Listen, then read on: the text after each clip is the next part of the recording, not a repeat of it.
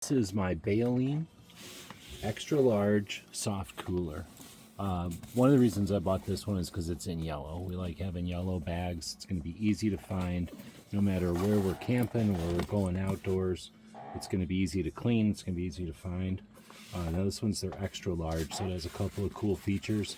Starting on the outside, easy to hold on to, handles on both sides. Once this thing gets full, it's going to be heavy. You've got the big straps up top, kind of like a duffel bag, and of course the easy access opening up top that you can get into, which has padding, so this isn't going to be a heat loss for you. Coming along to the sides here, we have pouches for snacks and bottles and things on the side. Speaking of bottles, there's a bottle opener permanently attached to this side. You can just kind of stow it in that pouch if you want. Up front, you've got these ladders, which are kind of cool.